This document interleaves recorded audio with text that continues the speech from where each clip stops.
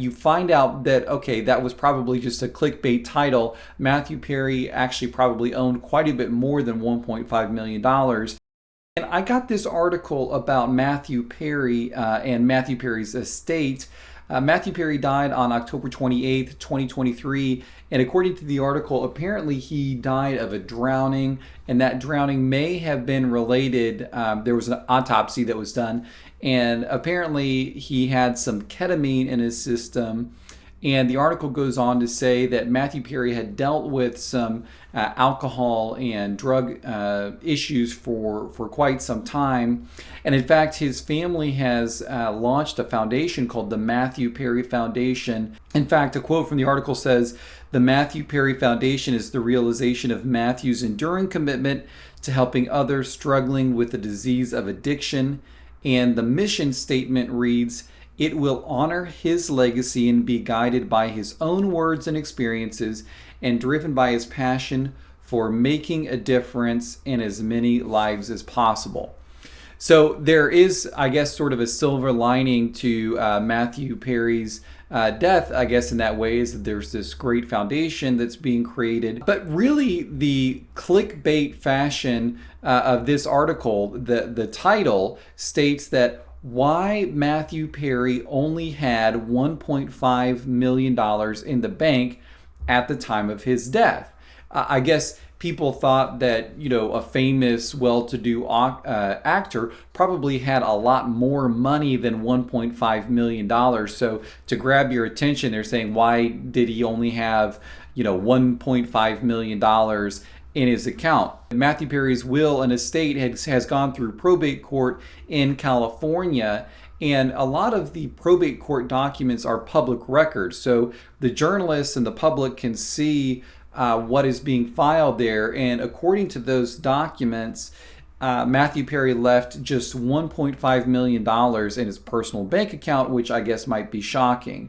According to the article, it appears that everything in his will was left to his trust. The rest of Perry's wealth was likely already put in his trust, called the Alvy Singer Living Trust, which is seemingly named after Woody Allen's character in Annie Hall. In other words, if Matthew Perry created a trust during his lifetime and then transferred a lot of his assets into the trust before he died, well, then in these probate court documents, those assets would not be included in the probate court document. So it can kind of make it look artificially as if he wasn't worth that much money when he passed away. The article goes on to say the reason why we use trusts as opposed to wills is that trusts avoid probate, and probate is the court supervised transfer of assets, and the probate is public.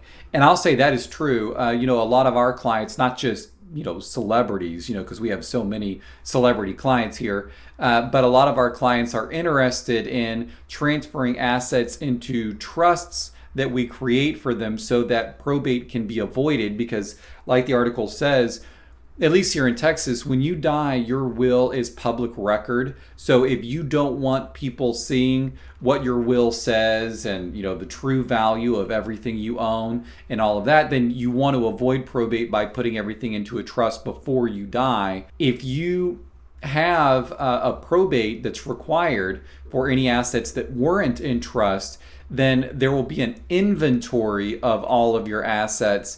And so the public can see all of that. They can see what you're worth and what all you own. Some people don't really like that, particularly celebrities. They really don't like people in their financial business. When personal property such as cash is left behind in the deceased person's name, it needs to be transferred into their trust and then distributed after that.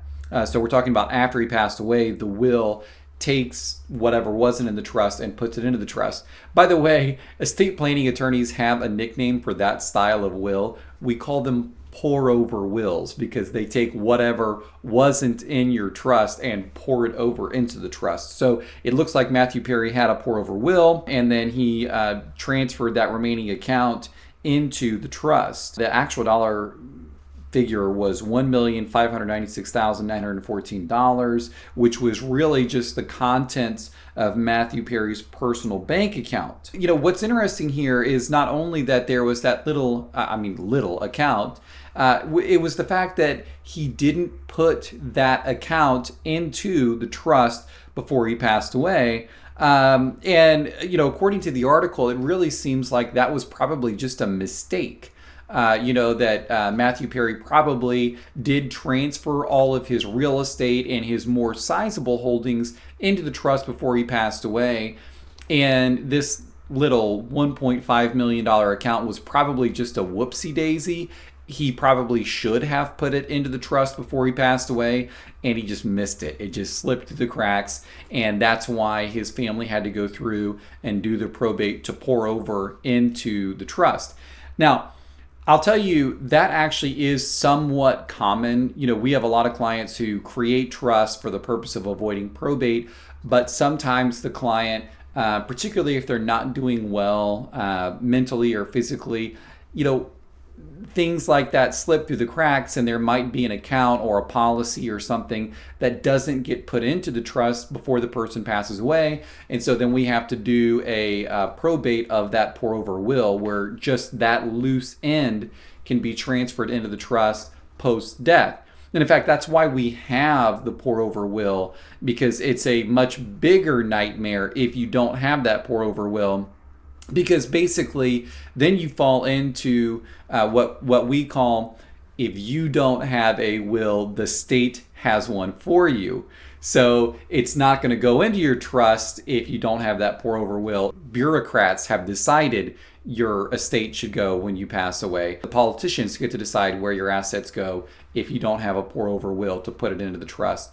So as a safety valve, we always insist that our clients have a pour over will if they have their trust for situations just like this. If you had some loose end that didn't get put in, we'll grab it, we'll put it in when you pass away. The moral of the story here is that, you know, Matthew Perry wasn't poor. He didn't squander all of his money before he passed away. Most of his assets, which were probably a lot more than 1.5 million, were held in his trust. And of course, the trust is private. It's not in the public record. It doesn't go through court. He just had a little whoopsie daisy here, one small account that didn't get put into the trust before he passed away, and the pour over will snatched it up and we'll put it into the trust.